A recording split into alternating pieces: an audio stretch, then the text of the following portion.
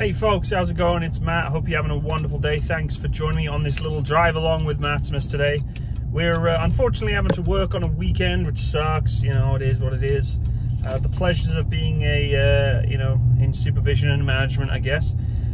So I was asked a rather interesting question the other day that I thought would be interesting to talk a little bit on my way to work today. The question that was asked to me was, hey Matt, would you go to war if you had to, if, you know, the same thing was happening in Canada than it would in Ukraine? Now, as many of you know, I can't really talk about Ukraine, and a lot of people have asked, why can't I talk about Ukraine? The reason I can't talk about Ukraine, folks, is I'm an active serving member of the Canadian Armed Forces, and I can't put any political spin or any involvement to my own opinion or discussion regarding the matter, because it's not within my policy of social media, okay? However, it does still bring up some rhetorical questions that I can definitely put, somewhat of a opinion to.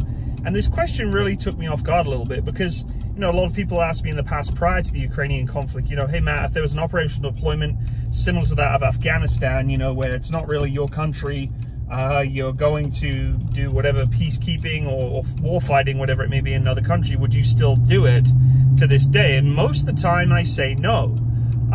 You know, I don't have the interest in going back into a fighting conflict, say such as Afghanistan that I did in 2008, because I'm just done with that part of my life. I feel like I've been exposed to enough of, you know, what I needed to feel like I've hit that point in my life for an operational deployment where I don't want to, you know, prepare myself for self-sacrifice into another nation's conflict or another nation's situation. Now, some of you may find that quite selfish, right? And be like, but Matt, you're in the military, like that's part of what you do. You're right, I'm a reservist though, so I have the choice. I have the choice to serve in a conflict environment or not. And at this point in my life with children, it's just not where I'm at. It's not something that I think is valid for me anymore. You know, when I was 19 through 20s, young soldier, keen as Mark, ready to go and do whatever I need to do for my country. Yes, I for sure, right? But things change.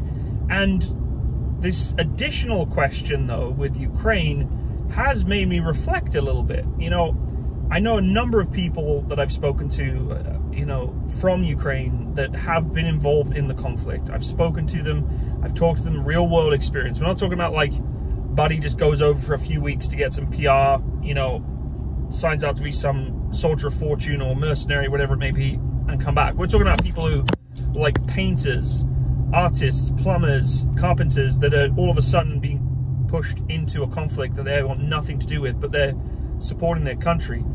And what really hit home for me was I was at the Canada Day celebrations in my local city here, and you know, we had a military stand set up. I was attending there. I, you know, showed the public around, showed them our equipment, you know, the howitzer shell and some of our other equipment for the OP and all that good stuff. And you'll be amazed at the number of Ukrainian people that came up to me and were giving, you know, insight and input to their country's situation and how they feel about it. And, you know, a lot of emotion, you know, seeing us there, you know, camis, did I say camis? That's such an American thing. Camouflage, you know, our combat zone and all that good stuff.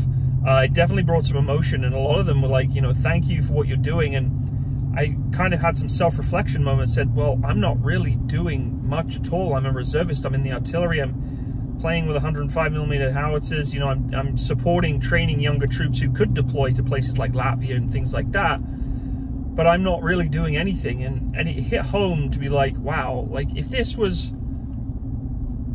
a situation within my own nation, like if the United Kingdom got invaded or Canada got invaded, of course I'd be up in arms and supporting my home nation and defending it, rightly so. That's, I think, a given.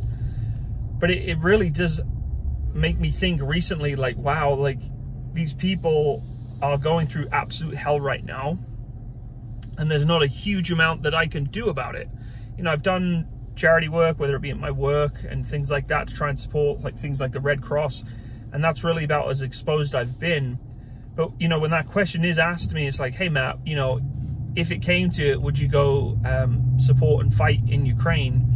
Initially, my thoughts were, you know, unfortunately, no. You know, I have a family. I got kids here. It's just not where my life's at. I've done my operational deployment. I've done my tour. And, you know, what really hits home is Afghanistan for me is that, you know, the last few years, we saw the major pullout. Again, not going to speak too highly of that due to my situation serving with the CAF, but it hit hard. Like, watching an entire nation return to exactly almost what it was before, just now that the enemy has nearly as much military hardware and funding that you in your own military have, is devastating. And the lives that were lost in Afghanistan is devastating. But this is a totally different scenario with Ukraine.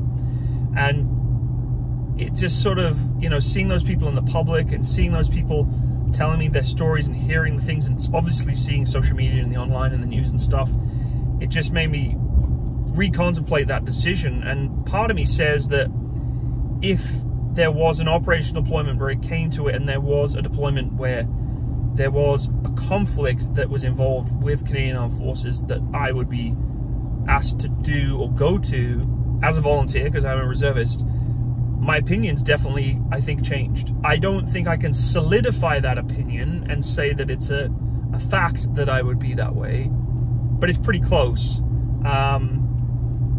which is daunting due to the nature of what's going on around the world. But it's also sort of empowering to know that I have at least something inside of me that's telling me you should do the right thing. You've done all this training through your careers with the British and the Canadian Forces. If it came to it, would you go? Yes. Yes, I would.